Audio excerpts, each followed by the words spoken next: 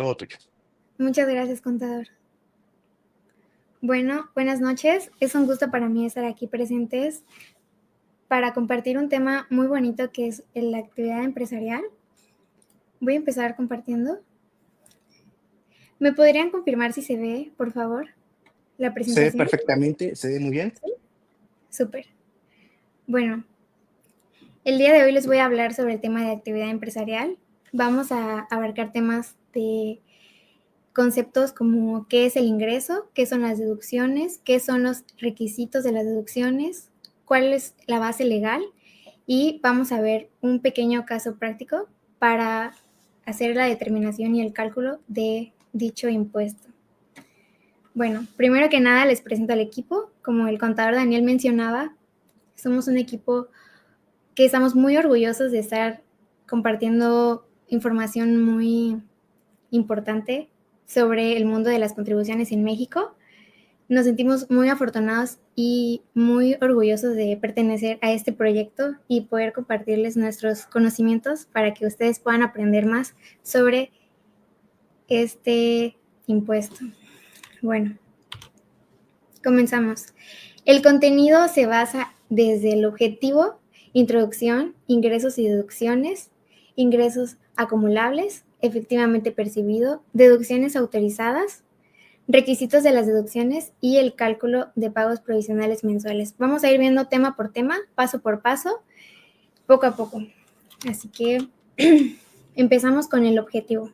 Bueno, el objetivo de este curso es hablar sobre el régimen de actividad empresarial y profesional, pero en esta ocasión vamos a abarcar solo el tema de la actividad empresarial. En este momento no hablaremos sobre los profesionales, ya que eso lo veremos la siguiente semana con el contador Fabián, como menciona el contador Daniel. Entonces, al finalizar este pequeño curso, los participantes serán capaces de identificar las disposiciones generales del régimen y su aplicación, diferenciar la actividad empresarial entre otros regímenes fiscales, realizar cálculos básicos de pagos provisionales dentro del régimen, comprender los requisitos fiscales y las obligaciones específicas de quien tributa en la actividad empresarial. Bueno, ahora sí. Antes de empezar, quiero compartirles una frase muy célebre que a mí me ha ayudado mucho y me ha motivado y me gustaría compartirla con los demás para que también se motiven. Es de Albert Einstein, que dice: nunca consideres el estudio como una obligación, sino como una oportunidad para penetrar en el maravilloso mundo del saber. Y pues realmente sí, el conocimiento, el poder estudiar es un privilegio y hay que saber apreciarlo. Así que agradezco a todos los que estén aquí. Son unos valientes, como dice el contador Daniel, por querer aprender más. Y bueno, empezamos con la introducción, que vamos a hablar sobre las disposiciones generales, lo de la base legal de este régimen, qué se entiende por actividades empresariales, cómo se clasifican dentro del artículo 16 del Código Fiscal de la Federación, qué se entiende por actos de comercio y cuáles son las obligaciones de los contribuyentes. Así que, bueno, las disposiciones generales. Este régimen se basa en el título cuarto de las personas físicas, capítulo 2 del régimen de actividad empresarial y profesional y sección primera, que habla de el régimen general de las personas físicas con actividad empresarial y que está en la ley del impuesto sobre la renta. Y bueno, empieza en el artículo 100, que establece la obligación de pagar el impuesto por parte de las personas físicas que perciban ingresos derivados a actividades empresariales. Y bueno, la pregunta aquí es: ¿a quién aplica? ¿A quiénes aplica este impuesto, este régimen? Bueno, este régimen aplica para personas físicas, incluyendo a las que residen en el extranjero, pero que tengan establecimientos en México, siempre que obtengan ingresos por actividades como las comerciales, las industriales, las agrícolas, ganaderas, pesqueras y silvícolas. Bueno, entonces, como les mencionaba, el Código Fiscal de la Federación en su artículo 16 habla de qué son las actividades empresariales y cómo se clasifican. que estas se clasifican en 6, que son las comerciales, las industriales, las agrícolas, ganaderas, pesqueras y silvícolas. Bueno, las comerciales dice la ley que son las de conformidad con las leyes federales. Este párrafo nos manda directamente al artículo 75 del Código de Comercio, que más adelante vamos a abordar ese tema. Continuamos con las actividades industriales, que se basan en la extracción, conservación o transformación de materias primas, acabados de productos y elaboración de satisfactores. Bueno, luego siguen las actividades agrícolas, que comprenden las actividades de siembra, cultivo y cosecha. Y también tienen que ser la primera enajenación de sus productos.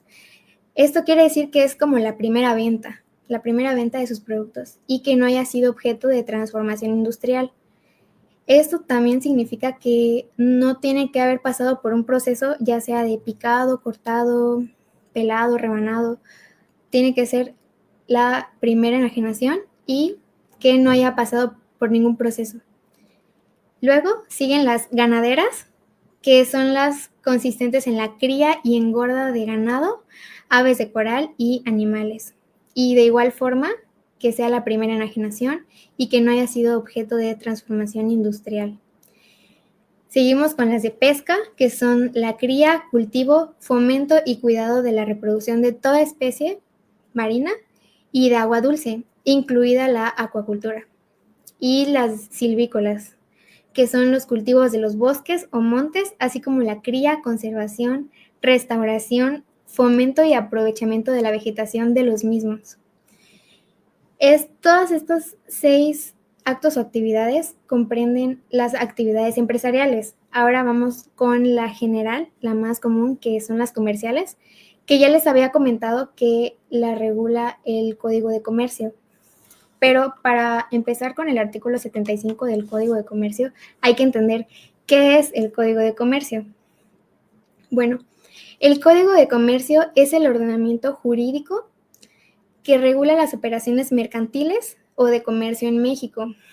Y esta legislación se aplica en la práctica empresarial para así garantizar el cumplimiento de dichos estándares de carácter legal.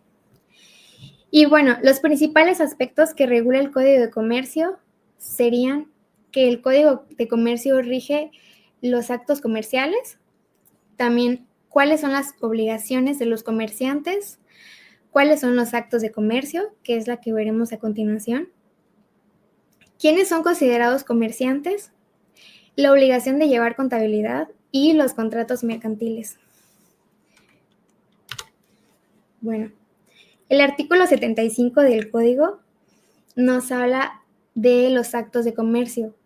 La ley reputa actos de comercio las siguientes, que son todas las adquisiciones, enajenaciones y alquileres verificados con propósito de especulación comercial, de mantenimientos, artículos, muebles o mercaderías, sea en estado natural o después de trabajados o elaborados.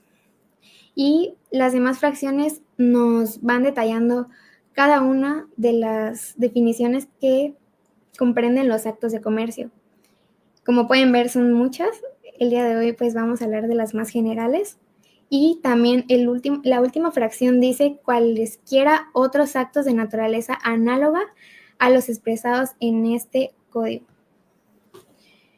Bueno, también otros contribuyentes que deben de pagar el impuesto en el régimen de actividad empresarial vendrían siendo los artistas que enajenen obras de artes hechas por ellos mismos, los agentes de instituciones de crédito, de seguros, de fianzas o de valores, también los promotores de afores y valores y los que obtienen ingresos por la explotación de una patente aduanal, así como también los autores que directamente exploten sus obras. Bueno, ahora comprendiendo a quiénes se aplica este régimen y cuáles son los actos y actividades, vamos a ver las obligaciones de los contribuyentes que ya mencionamos que deben de tributar en este régimen. Bueno, el artículo 110 de la ley nos habla de las obligaciones, nos desglosa una serie de fracciones de las obligaciones que vendrían siendo inscribirse en el RFC, llevar contabilidad conforme al Código Fiscal y su reglamento, expedir comprobantes fiscales, conservar contabilidad y comprobantes de asientos, formular estado financiero y levantar inventario anual. Todas estas obligaciones tienen un objetivo y finalidad que vendrían siendo identificar al contribuyente oficialmente ante la autoridad fiscal, garantizar un registro adecuado de las operaciones financieras, comprobar ingresos y gastos de manera válida, demostrar cumplimiento fiscal y presentar la situación financiera al 31 de diciembre.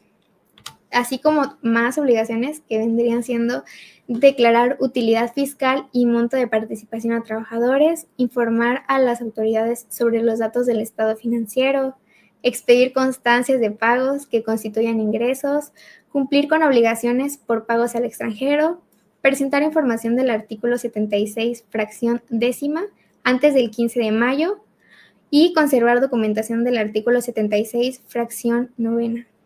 Bueno, como pueden ver, son muchas obligaciones y cada una la podemos ir viendo en el curso de Diplomado de Impuestos desde cero, en donde ahí hablamos más a detalle sobre cada uno y nos adentramos más a las leyes. Bueno, ahora empezamos con los ingresos. ¿Qué se entiende por ingreso? ¿Qué es un ingreso y cuáles son los ingresos exentos? Bueno, la ley no establece como tal un artículo que defina el concepto de ingreso, por lo cual aquí podemos ver una tesis aislada que nos puede ayudar para el concepto de ingreso, que vendría siendo cualquier cantidad que modifique positivamente el haber patrimonial de una persona.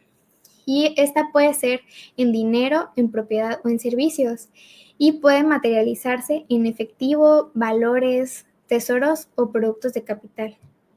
Además de que pueden surgir como compensación por servicios prestados, el desarrollo de actividades comerciales, industriales, agrícolas, pesqueras o silvícolas. Bueno, entonces entendemos como ingreso que es cualquier cantidad que modifique positivamente el haber patrimonial de una persona. Ahora bien, la ley nos establece en su artículo 93 que hay ingresos exentos. Esto quiere decir que son ingresos que la ley no los considera para el pago del impuesto. O sea, estos ingresos no pagan este impuesto, son exentos del impuesto, que vendrían siendo herencia o legado, alimentos como la comida, vestimenta, vivienda, los donativos, premios por concursos y las indemnizaciones por daños. Bien. Ahora continuamos con los ingresos acumulables. Ya entendimos qué es un ingreso. Ahora vamos a entender el concepto de ingresos acumulables. ¿Qué se entiende por ingresos acumulables? ¿Cuáles son las formas en las que se pueden acumular los ingresos? ¿En qué momento se da la acumulación? ¿Y qué se entiende por efectivamente percibido? Bueno, aquí vamos a explicar qué se entiende por ingresos acumulables. Los ingresos acumulables son todos los obtenidos que deben sumarse para el cálculo del impuesto anual, del cálculo del impuesto sobre la renta anual. Es decir, aquí les puse una tabla, un ejemplo, en donde dice que, por ejemplo, si en enero dice que el ingreso del periodo son 20,000 pesos, como ese enero no tiene periodos anteriores porque es del ejercicio fiscal, es decir, de un año de calendario. Entonces el total de los ingresos de enero serían 20,000. Pero ¿qué pasa en febrero? Bueno, en febrero también tuve ingresos del periodo por 30,000 pesos, pero se deben de considerar los ingresos de periodos anteriores, que sería de enero. Entonces, suman y ya dan 50,000 pesos de total de ingresos acumulables. Y así sucesivamente. En marzo se suman los 50,000 más los ingresos del periodo, que serían 20,000, suman 70,000 pesos. Y también se deben de considerar acumulables cuando el ingreso se cobra efectivamente, sin importar cuándo se facturó. Esto ahorita lo vamos a explicar. Primero hay que entender las formas en las que se pueden acumular los ingresos. Que se pueden acumular en efectivo, en bienes, en crédito y en servicios. En efectivo, pues en dinero, en bienes pueden ser terrenos, en crédito, pues las deudas a los bancos y en servicios también pueden ser.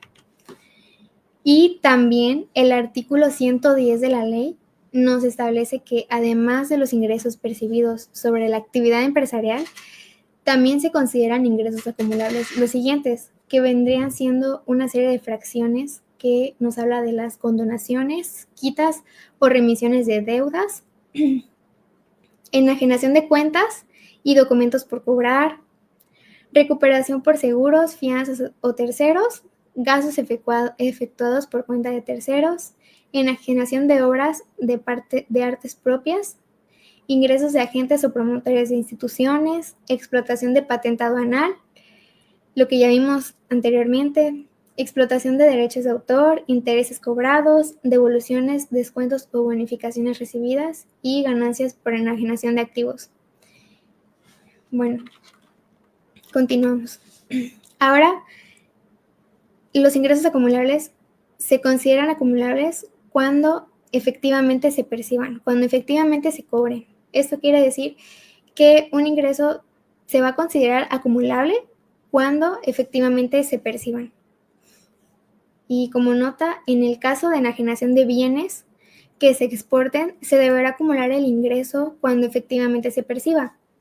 En caso de que no se perciba el ingreso dentro de los 12 meses siguientes a aquel en el que se realice la exportación, se deberá acumular el ingreso una vez transcurrido dicho plazo. Es como una excepción. Bueno, ahora, ¿qué se entiende por efectivamente percibido? El artículo 102 de la ley nos dice que se consideran efectivamente percibidos cuando se reciban en efectivo, en bienes o en servicios, aun cuando aquellos correspondan a anticipos, a depósitos o a cualquier otro concepto, sin importar el nombre con el que se les designe. Igualmente se considera percibido el ingreso cuando el contribuyente reciba títulos de crédito emitidos por una persona distinta de quien efectúa el pago. Cuando se perciban en cheques, se considerará percibido el ingreso en la fecha de cobro del mismo o cuando los contribuyentes transmitan los cheques a un tercero, excepto cuando dicha transmisión sea en procuración. También se entiende que es efectivamente percibido cuando el interés del acreedor queda satisfecho mediante cualquier forma de extinción de las obligaciones, como puede ser un acuerdo. Bueno, ya acabamos con los conceptos de ingresos acumulables. Ahora vamos con las deducciones. Vamos a explicar qué son las deducciones autorizadas y los requisitos de las deducciones. También les comparto una tesis aislada en donde nos dice que una deducción son aquellas partidas que permite la ley restar de los ingresos acumulables del contribuyente para así conformar la base gravable sobre la cual el impuesto se paga. Esto quiere decir que las deducciones son cualquier cantidad que la ley nos permita restar de los ingresos para formar la base gravable del cálculo del impuesto. Esto quiere decir que si tenemos más ingresos y tenemos más deducciones, podemos pagar menos impuesto. Si tenemos pocas deducciones y más ingresos, pagamos más impuesto. Entonces, nos conviene tener más deducciones para pagar menos impuesto.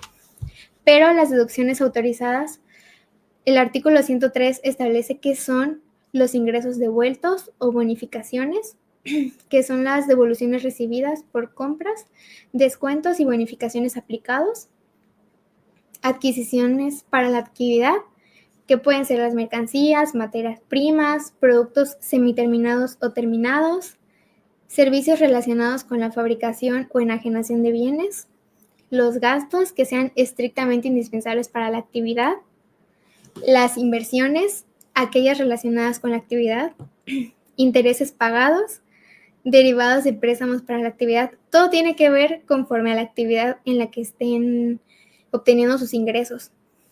Y también los capitales deben estar efectivamente invertidos en la actividad y requieren comprobantes fiscales. Las cuotas al IMSS también son deducciones autorizadas a cargo del patrón, la persona física en este caso, y impuesto local, que son los pagos realizados por impuesto local sobre ingresos,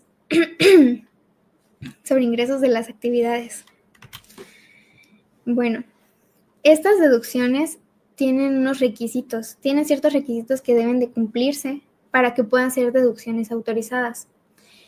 Y el artículo 105 de la ley nos habla que deben de tener estricto sentido, que se recen una sola vez y que se recen una sola vez aun cuando estén relacionados con la obtención de ingresos diversos. Y tienen que ser estrictamente indispensables para la adquisición de nuestros ingresos. Tienen que contar también con comprobantes fiscales, estar amparados con el CFDI y que los pagos cuyo monto exceda de 2,000 se efectúen mediante medios electrónicos. Y vamos al siguiente punto, que son los pagos. O sea, si hacemos compras o gastos que no superan los 2,000 pesos, sí pueden ser deducciones autorizadas, pero que no superen los 2,000, a excepción de la gasolina. La gasolina siempre tiene que ser, se tienen que efectuar los pagos mediante medios electrónicos. Y esos medios electrónicos pueden ser en cheques, transferencias, tarjetas de crédito o débito. Y también como requisito será llevar la contabilidad, que todos los comprobantes se registren en sistema contables conforme al artículo 30 del Código Fiscal de la Federación. Y bueno, ahora que ya entendimos qué son los ingresos y qué son las deducciones, vamos a continuar con los pagos provisionales. Nos vamos a ir a la base legal, que es a la ley, y después vamos a ir al cálculo, que será un pequeño caso práctico para que podamos ir elaborando el papel de trabajo poco a poco. Pero antes que nada, le voy a dar acceso al contador Daniel para que les dé un pequeño mensaje. Correcto, mi estimada contadora Brenda, muchísimas gracias. Estoy aquí en línea. Mis estimados valientes, pues ahí lo ven, la contadora Brenda, parte del equipo. ¿Qué tal? ¿Qué les ha parecido la preparación, el material? Pues bueno, el motivo de estos webinars es que se les pueda compartir todo el conocimiento a ustedes de forma gratuita para que vayan viendo de forma generales estos regímenes fiscales que están viendo ahorita mismo. Si quieres incluso más a detalle, mucho más a profundidad, incluso cómo se usa en la página de SAT y buscando estrategias fiscales para tu negocio o empresa, te recomiendo el diplomado de impuestos de deseo que impartimos aquí en lo que es soluciones contables, DF y jurídicos. Todo esto es lo que conlleva. Mi estimado contador, Abel, por supuesto, recordemos que los RIF, ellos tienen una facilidad en el caso del combustible. ¿Sale, mi estimado amigo? Tú sabes muy bien que los RIF pueden pagar lo que es el combustible en efectivo mayor hasta 5,000 pesos, mi estimado amigo, ¿sale? Igual recordemos que el artículo 27 menciona que el combustible va a ser lo que es el pago del efectivo, solo aplica para el uso de automóviles como automóviles terrestres, aéreos o marítimos, ¿sale? Si es para otros fines de combustible, se puede pagar completamente en efectivo. Pues bueno, mis estimados valientes, entonces los invitamos al diplomado de impuestos de deseo aquí en Soluciones Contables Jurídicos DF. Adelante, mi estimada Corta Brenda, y por supuesto, el equipo de ventas aquí dejó el link sobre el temario. Por favor, mi estimado equipo de ventas, no se preocupen, en un momento lo vamos a colocar en los comentarios. Ahí está un comentario para que le pueden picar y descargar el temario. Adelante, mi estimada Conta Brenda, todo suyo. Bueno, muchas gracias, contador. Entonces vamos a iniciar con el cálculo. Primeramente que nada vamos a ir a la base legal. No sé si saben, pero la ley la pueden descargar de la Cámara de Diputados. Vamos a ir.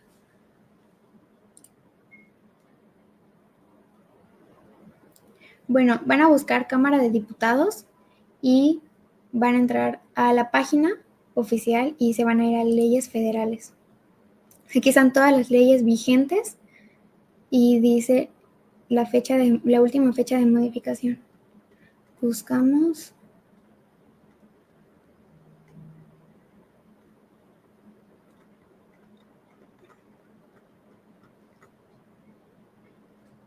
Aquí está Ley del Impuesto sobre la Renta.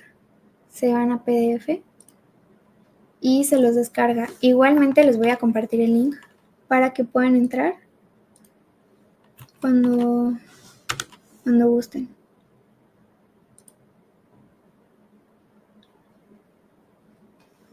Bien, nos vamos al artículo 106. 106, que nos habla de los pagos provisionales. Aquí vamos a ir leyendo poco a poco, vamos a ir haciendo el papel de trabajo. Así que, bueno, empezamos. Dice el artículo 106. Los contribuyentes a que se refiere esta sección, que es la sección primera de la actividad empresarial, efectuarán pagos provisionales mensuales a cuenta del impuesto del ejercicio, a más tardar el día 17 del mes inmediato posterior a aquel al que corresponde el pago, mediante declaración que presentarán ante las oficinas autorizadas.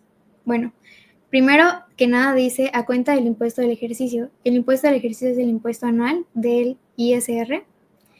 A más tardar el 17 del mes inmediato posterior. Esto quiere decir que si yo obtuve ingresos en enero, todos mis ingresos de enero, tengo a más tardar el 17 de febrero para presentar mi declaración de los pagos provisionales.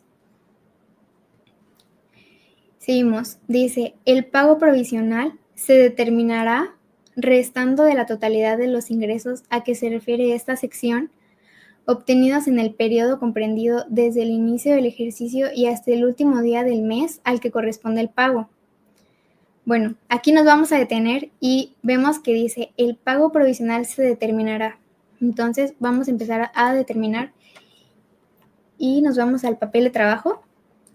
Vamos a poner, la palabra clave está en determinar. Entonces es una determinación de los pagos provisionales mensuales conforme al título cuarto de las personas físicas, capítulo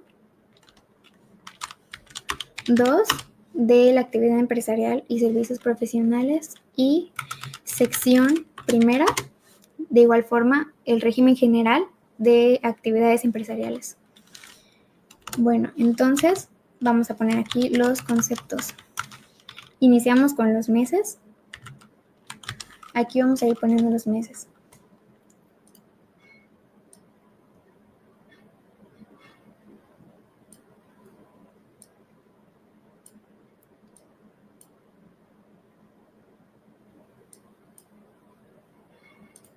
Sí, y los conceptos, primero dice, vamos a leer otra vez, dice, se determinará restando de la totalidad de los ingresos a que se refiere esta sección obtenidos en el periodo comprendido desde el inicio del ejercicio. Ejercicio, recordemos que se refiere a un año, o sea, el inicio del año, y hasta el último día del mes al que corresponde el pago. Esto quiere decir que aquí también habla sobre la acumulación, o sea, los ingresos se acumulan desde el inicio del mes hasta el último día del mes al que corresponde el pago. Es decir, si estamos en el mes de marzo, se van a considerar los ingresos desde el inicio del ejercicio, desde el 1 de enero hasta el 30 de marzo. Entonces, vamos a poner acá ingresos de periodos. Periodos se refiere a meses, periodos anteriores. Y los ingresos del periodo, lo cual nos va a dar el total de los ingresos acumulables, lo que ya vimos, que se suman.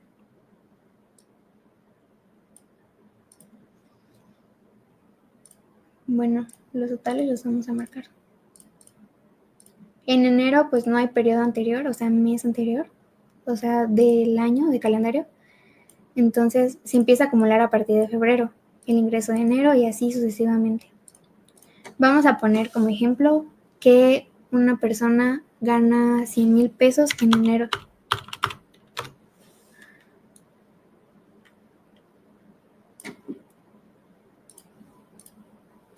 Ok, continuamos. Dice, se restarán las deducciones autorizadas. Ya vimos que las deducciones autorizadas tienen requisitos y siempre que cumplen esos requisitos se van a tomar como deducciones autorizadas. Entonces, esas deducciones también correspondientes al mismo periodo y la participación de los trabajadores en las utilidades de las empresas pagada en el ejercicio y en los términos del artículo 123 de la Constitución Política de los Estados Unidos Mexicanos y, en su caso, las pérdidas fiscales ocurridas en ejercicios anteriores que se hubieran disminuido. Bueno, entonces, además de las deducciones autorizadas, se van a restar la participación, la PTU, la participación de los trabajadores en las utilidades de las empresas aquí pagadas en el ejercicio, y también las pérdidas fiscales. Entonces vamos a poner acá primero las deducciones. Bueno, primero también las deducciones de periodos anteriores. Tiene la misma mecánica. Deducciones de periodos anteriores. Deducciones. Bueno, vamos a poner deducciones autorizadas. Sí, vamos a detallar bien, especificar bien, para que no se confundan. Entonces, deducciones autorizadas de periodos anteriores. Del periodo, perdón. Aquí sería del periodo. Igualmente se suman y da el total de deducciones autorizadas acumulables. Bueno, entonces supongamos que yo tuve deducciones autorizadas en el periodo en enero. Tuve, vamos a poner que 40,000 pesos. Bien, y a esto, bueno, aquí vamos a formular.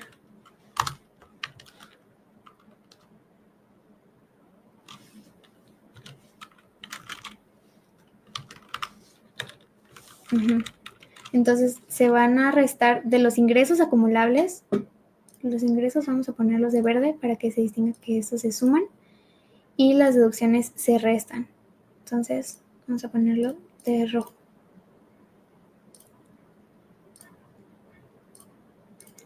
Aparte de las deducciones, decía que la participación de los trabajadores en las utilidades de las empresas pagada en el ejercicio.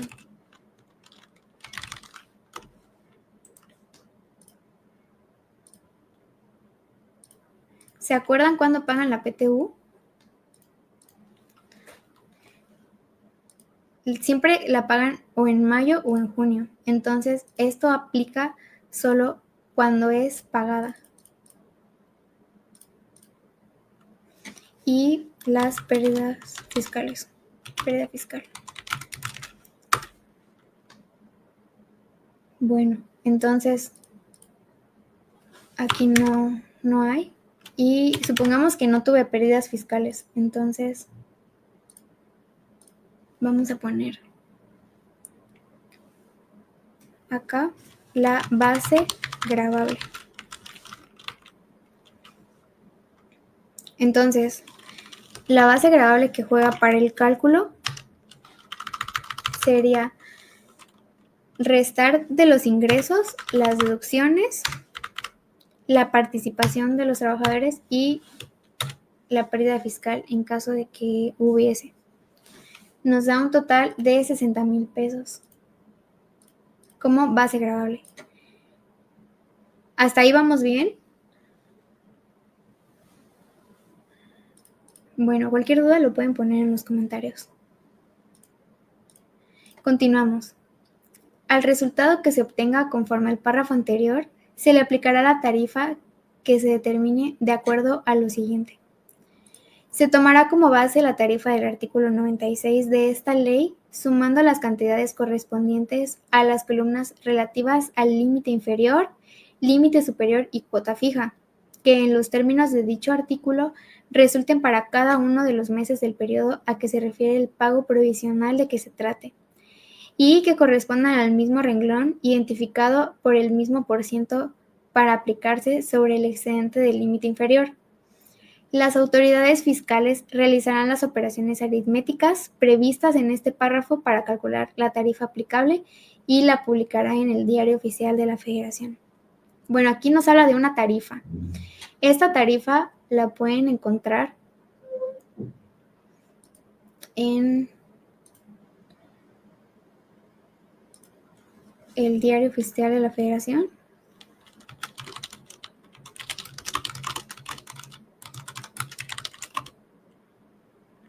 Al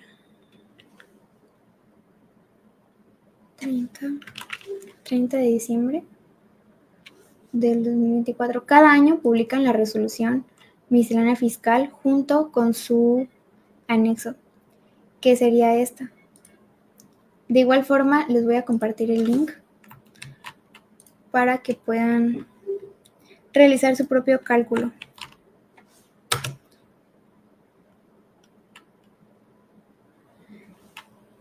Bueno, aquí tenemos la resolución, pero nos vamos a ir hasta abajo en donde está el anexo 8. En el anexo 8 publican las tarifas aplicables de los pagos provisionales.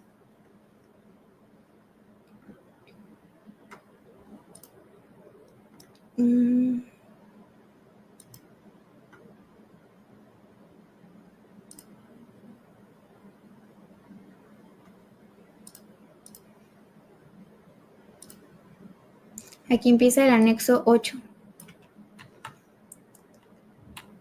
Dice, anexo 8 de la resolución miscelánea fiscal para 2025. Tarifas aplicables a pagos provisionales, retenciones y cálculo del impuesto sobre la renta. Aquí hay varias tarifas, pero nos vamos a ir a la fracción sexta, que es la tarifa del mes de enero del 2025 para efectuar los pagos provisionales mensuales, a que se refiere el artículo 106 de la Ley del Impuesto sobre la Renta, aplicable a los ingresos que perciban los contribuyentes, a que se refiere el título cuarto, capítulo 2, sección primera de la Ley del ISR. Bueno, entonces, aquí nos hace referencia al artículo 106, que es en el que estamos. Estamos en el artículo 106, nos manda a esas tarifas. Entonces vamos a buscar esta tabla, esta tarifa.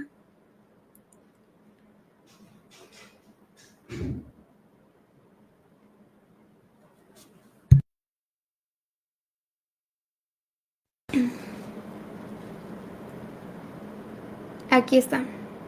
Fracción sexta, tarifa del mes de enero del 2025 para efectuar los pagos provisionales mensuales. Aquí nos va a dar una tarifa por mes. Entonces, en el mes de enero se aplica esta tarifa. En el mes de febrero sería esta. Y así sucesivamente. En marzo se aplica esta hasta llegar al mes de diciembre. Bueno, entonces dijimos que nuestra base gravable son 60,000 pesos. A esto nos vamos a la tarifa y vamos a identificar el límite inferior y límite superior. O sea, entre este rango deben estar los 60,000 pesos, que vendría siendo este renglón. Los 60,000 pesos están entre los 49,233.01 a los 93,993.90. Entonces, a la base gravable se le resta, vamos a poner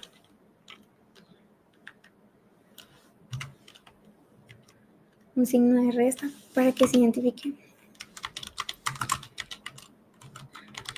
Se le resta el límite inferior,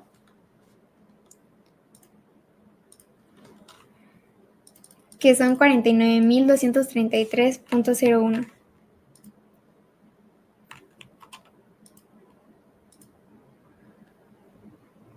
Ahora, vamos a restarlo. Al resultado se le llama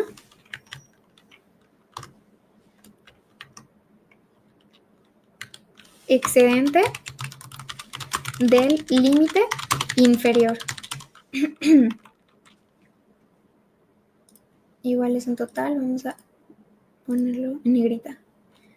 Ok, ya tenemos el excedente. A este excedente se le aplica una tasa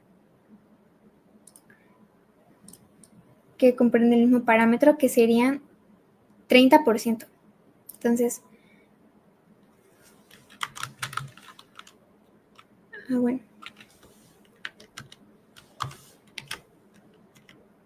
se multiplica la tasa, que es el 30%, sería 10.766.99 por 30%, da 3.230.10. A este total se le llama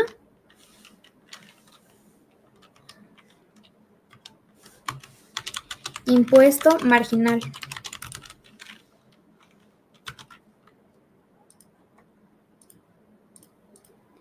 A este impuesto se le va a sumar la cuota fija, que son los 9.236.89.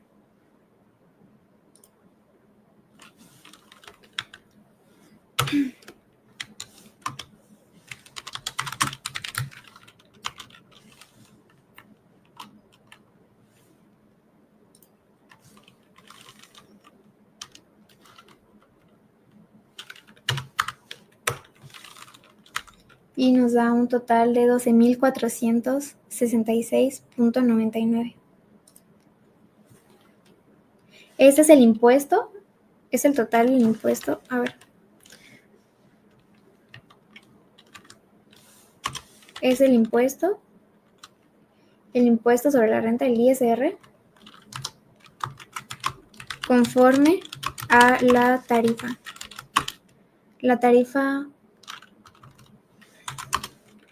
del periodo o correspondiente.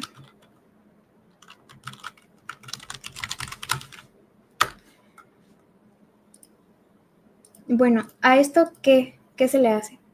Vamos a continuar leyendo.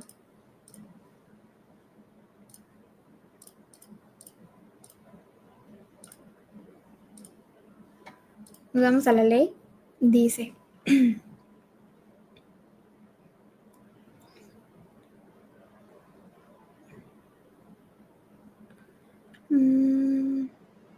contra el pago provisional determinado conforme a este artículo, se acreditarán los pagos provisionales del mismo ejercicio, del mismo año, efectuados con anterioridad. Bueno, aquí se refiere a los pagos provisionales realizados con anterioridad. En enero no hay, porque pues es el inicio del periodo. Pero, por ejemplo, en este caso, si pagamos 12,000, en el mes de febrero podemos poner acreditar este pago. Entonces vamos a poner aquí el concepto de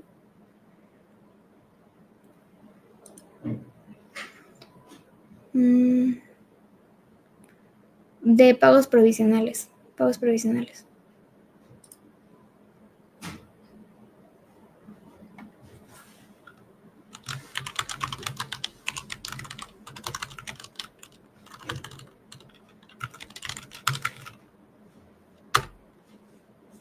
Así como también cuando los contribuyentes presten servicios profesionales a las personas morales, estas deberán retener como pago provisional el monto que resulte de aplicar la tasa del 10% sobre el monto de los pagos que les efectúen, sin deducción alguna, debiendo proporcionar a los contribuyentes comprobante fiscal en el que conste el monto del impuesto retenido, el cual deberá enterarse en su caso conjuntamente con las retenciones señaladas en el artículo 96 de esta ley. El impuesto retenido en los términos de este párrafo será acreditable, acá también, contra el impuesto a pagar que resulte de los pagos provisionales de conformidad con este artículo. Bueno, entonces, a ver. Vamos a poner el concepto de las retenciones. Recuerden que estamos viendo personas físicas, entonces las retenciones de persona moral a persona física.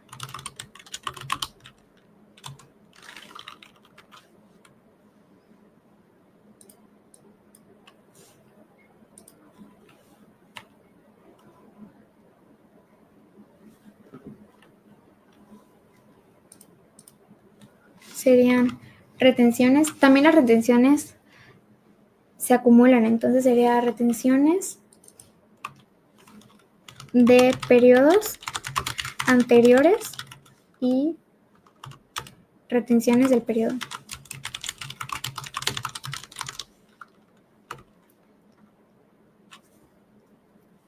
Bueno, entonces los pagos provisionales, esto se resta.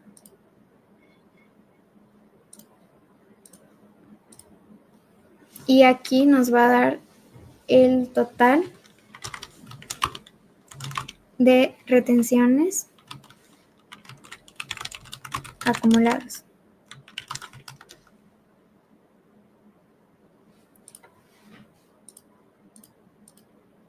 En este caso no nos vamos a adentrar tanto en las retenciones porque esto es para servicios profesionales. Entonces lo vamos a ver la próxima semana con el contador Fabián. Pero bueno, entonces acá no tenemos nada.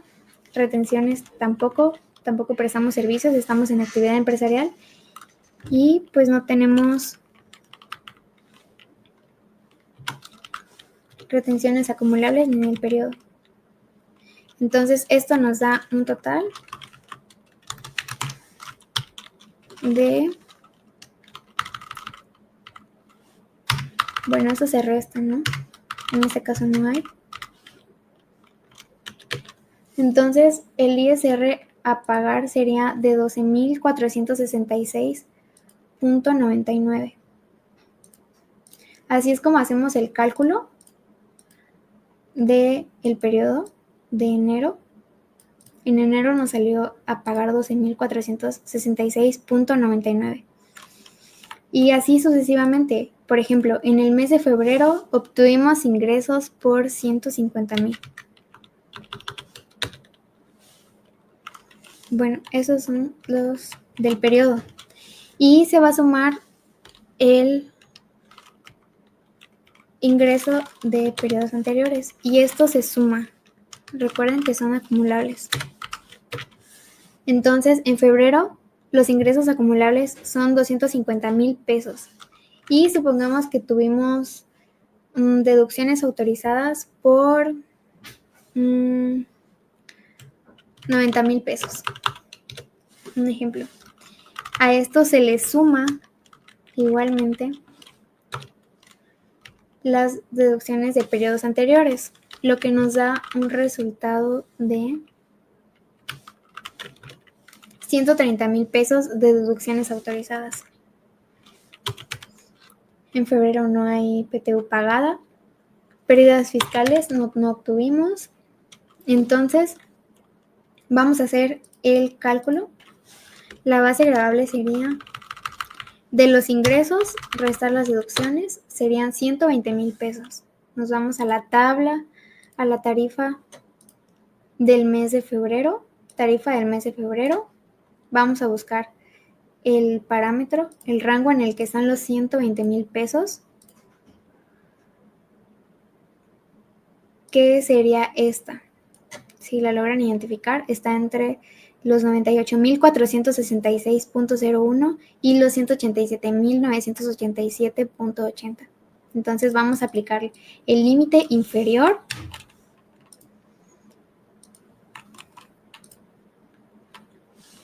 Se resta, recuerden que se resta, se le aplica la tasa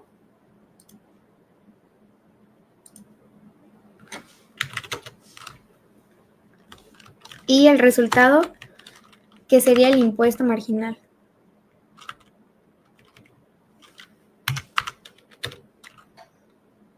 A esto se le suma la cuota fija.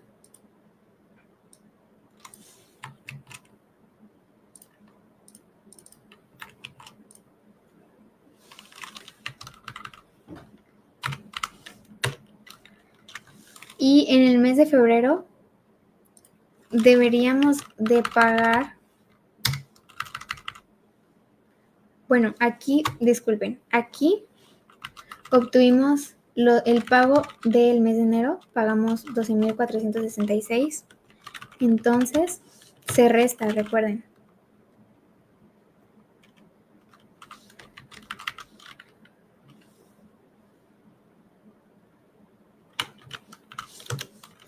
Ujú.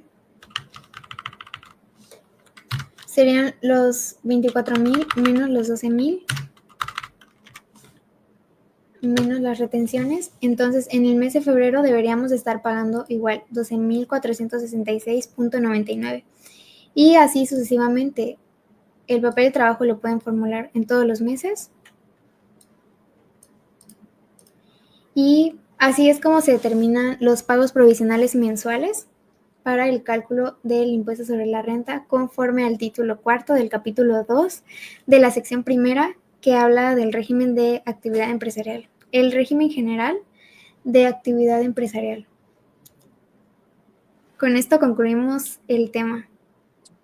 Perfecto, mi estimada contadora Brenda, pues muchas felicidades, la verdad estuvo excelente tu participación, mis estimados valientes. A ver, para que si usan el papel de trabajo y por supuesto las diapositivas, dejen su número de contacto, su número de WhatsApp aquí por favor para que ventas les mande tanto el papel de trabajo como las diapositivas de la exposición. Así igual les invitamos que se unan al diplomado de impuestos de deseo que tenemos aquí en Soluciones. Tenemos fechas abiertas, tenemos sábados en las tardes, viernes en las tardes, sábados en las mañanas, tenemos igual clases los jueves. Por lo general, las clases son de 7 a 10 de la noche en vivo mediante Zoom y en caso que no las puedas ver, cuentan, las sesiones están grabadas y por supuesto con material y papel de trabajo. Aprende a llevar tu contabilidad, aprende cómo se utiliza la plataforma del SAT. Mi estimada contadora Brenda, muchísimas gracias y por supuesto muchas felicidades, mi estimada. Muchas gracias, contador. Es un honor para mí haber compartido este tema tan bonito. Espero les haya gustado y espero pronto volver a compartir otro curso. Muchas gracias. Perfecto.